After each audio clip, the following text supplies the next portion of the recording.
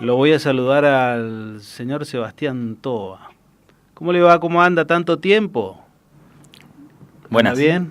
gracias por la invitación. ¿Anda bien o no? Bien, sí, con mucha expectativa. El martes presentan un documental.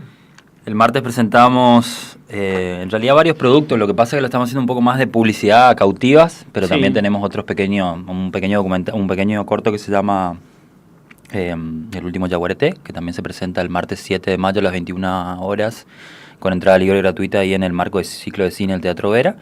Y Cautiva, que es lo que creo que se está esperando con más ansias, creo que va a generar como una linda controversia, un poco la idea del documental, porque es un tema que se habla mucho, se conoce mucho de oído, pero por ahí nunca se indaga un poco más, que es un poco la idea de esta pieza audiovisual, ¿no? A ver, ¿qué contempla? ¿Qué contempla?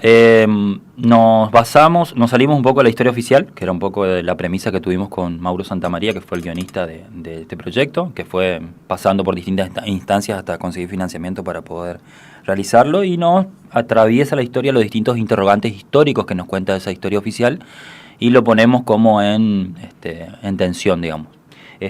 Eran solamente 5 las cautivas. ¿Por qué se habla solamente de estas 5? ¿Cuántas más eran? ¿Fueron con niños? ¿Fueron sin niños y volvieron con niños? Alguna se quedó por su propia voluntad, realmente una murió de cólera. Bueno, hay un montón de estos interrogantes históricos que conocemos muchas veces de oído, pero bueno, eso que te decía, no es una historia que nosotros creemos que está un poco signada por el silencio, muchos años de silencio, entonces venimos a través de lo que es la herramienta audiovisual en este caso, un poco visibilizar esta historia.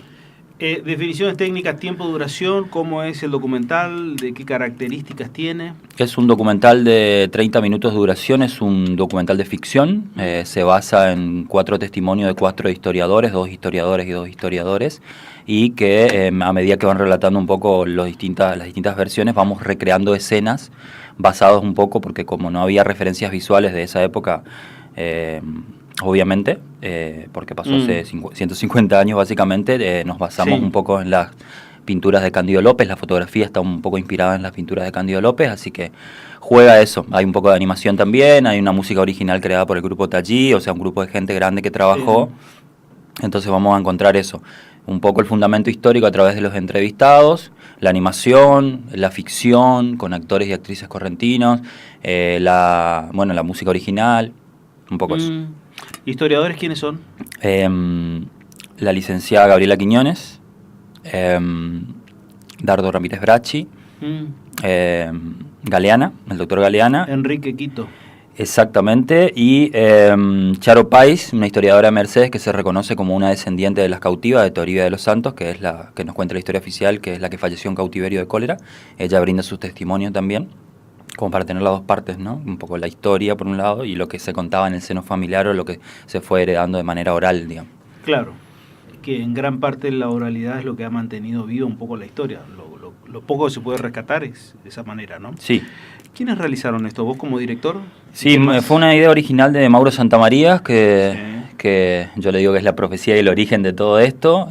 Me convocó, presentamos un par de carpetas, la historia fue del guión original que presentó él, fuimos modificándolo bastante cuando nos fuimos encontrando con los lugares a filmar, con la historia, con las piezas históricas que estaban por ahí dispersas. Se suma Silvana Siviero automáticamente y empezamos la investigación. Y bueno, después un grupo grande de gente, muchísimas personas, cerca de 30 técnicos, elenco técnico y elenco artístico, todos locales. Y lo que siempre me gusta de marcar de Cautiva es que si uno ve la foto de fin de rodaje es como hombres como mujeres, de distintas generaciones y de distinto nivel de formación. Eso fue muy importante. ¿Cuánto tiempo te llevó a hacer todo esto? ¿Cuánto les llevó a hacer todo esto? Fue un proceso largo, sobre todo de investigación, porque había mucho, se decía mucho, había mucho de mito y poco de verdad, entonces era juntar un poco las piezas históricas, como conocer un poco las reglas para después sobrepasarlas un poco, esto de juntar qué se decía que había realmente en las cautivas. Entonces fue un proceso arduo de investigación. Después la filmación propiamente dicha fueron 7 días. Y después fue un proceso largo porque en realidad nosotros habíamos ganado un concurso del Instituto Nacional de Cine, cambio de gobierno en el medio, entonces lo paramos mucho tiempo el proyecto y después, bueno, no llegaron las otras partes de las cuotas, tuvimos que autofinanciar las cautivas por otro lado, por eso se dilató tanto, digamos. ¿Cómo lo financiaron? Fuimos buscando empresas privadas, organismos públicos y demás que nos fueron dando como pequeñas manitos, entre comillas, y pudimos terminarlo. Pero con este proyecto llevas más de 2 años. Entonces. Y mucho más. No, más. Se filmó en 2015. 5. 2015, Sí. 4 años. 4 años. 4 Exactamente, años. sí. Mira vos, qué bueno, qué bueno. ¿Y la idea de cuál es? La idea es, bueno, un poco como nos gusta decir a nosotros, abrir más que cerrar. No somos los dueños de la verdad, sino que queremos abrir el debate a partir de esto, que se hable del tema. Pasarlo en el Vera, también tenemos una invitación de extensión universitaria, pero la idea es que no solo en Corrientes se vea, porque es una historia no solo correntina, sino que también es una parte importante de lo que fue una guerra que involucra a 2 países. Entonces la idea es, o a más países en realidad en este caso, que pase por festivales, empezar a presentarlo en distintos lugares y que llegue a mayor cantidad de público, que sea un poco la idea, ¿no? Hay una particularidad en todo esto, que la historia, cuando hablamos de Corrientes, tiene al correntino que tiene sus peculiaridades, lo toma con la trascendencia que la abarca y que la siente, pero sí. Al país no le interesa mucho, al país central, digamos. Porque la guerra del norte, ya sea de esta zona o del norte de Salta, tampoco le interesa mucho. Porque vos ves en ellos prácticamente un relato que, no digo que minimiza, pero como que no le da valor a todo lo que ha pasado en esta parte del país. Sí, y no solo pasa con la historia de las cautivas en particular, que es un poco nosotros hacemos una pequeña intro, pero la guerra del Paraguay también. La guerra. O sea, todos los que nosotros conocemos por ahí, los libros en cuales nos basamos nosotros, igual inclusive en la investigación, son contemporáneos. No hay mucha investigación previa en las primeras décadas del siglo pasado, entonces es un tema que del cual se habló poco, se indagó poco, entonces me parece que no solo le pasa a las cautivas, sino que también atañe a lo que fue la guerra del Paraguay desde este lado, como decir, no la historia que nos viene desde 1000 kilómetros, sino un poco como nosotros vemos o vimos ese suceso histórico tan importante para 2 pueblos hermanos en este caso. Claro, inmediatamente uno que va a decir, no, ellos revalorizan, pero revalorizan a la figura de Mitre por lo que significó en un contexto nacional después ser presidente y también en medio de eso también todo lo que es la figura de Mitre, controvertida para muchos, pero voy al hecho de decir, quizás lo que no se revaloriza en lo más mínimo es lo que ha padecido, lo que ha sufrido el pueblo correntino en todo ese proceso. Sí. En todo ese proceso Corrientes sufrió y padeció mucho, ¿no? Sí, hasta hoy. Yo creo que los vínculos, un tema a investigar también, por eso nosotros creemos que es el primer paso de muchos otros que me parece que se tienen que dar, porque nuestras abuelas son paraguayas, hay un vínculo muy fuerte con Paraguay que estaría bueno indagar a ver qué pasó con la guerra, cómo quedaron esos vínculos después, pueblos hermanos, como decíamos anteriormente. Entonces como que hay muchas aristas de dónde contar la historia, de dónde ver, digamos, ese vaso medio vacío, medio lleno. Entonces me parece que como temática es muy potente, ¿no? Documental entonces, presentando el martes, hora... Martes 7 de mayo, 21 horas, entrada libre y gratuita en el Teatro Vera, en el marco de ciclo de cine nacional, y lo que le decimos a todo el mundo es que vaya temprano, porque creemos que va a ir mucha gente, entonces para que se sienten tranquilos, esperen el espectáculo tranquilo. Muchísimas gracias por venir, felicitaciones por el campeonato de su club. Sí, siempre con Independiente. Ah, perdón, pensé que era de Racing. No, pero nosotros ganamos cosas más importantes. Hace mucho ya. No, la Sudamericana no fue hace tanto. Estamos justo en Sudamericana. Mira. ¿Otra cosa que ande haciendo por ahí? Digo, porque también se lo ha visto por otros lugares del mundo. Sí, estoy Aparte recorriendo. de andar comprando sombreros, ¿qué anda haciendo? Sí, también me fui a capacitar a Cuba, estuve en la Escuela de Cine de Cuba, una de las más importantes. Estuvimos en India, en un festival clase A, hay 13 en el mundo nada más, Goa, que es en la India, fue un festival, uno de esos festivales. Fuimos a presentar un Gauchito Hill, que es una peli que hicimos el año pasado, y que va a llegar a los cines. ¿Esa es la que te basaste en Goya?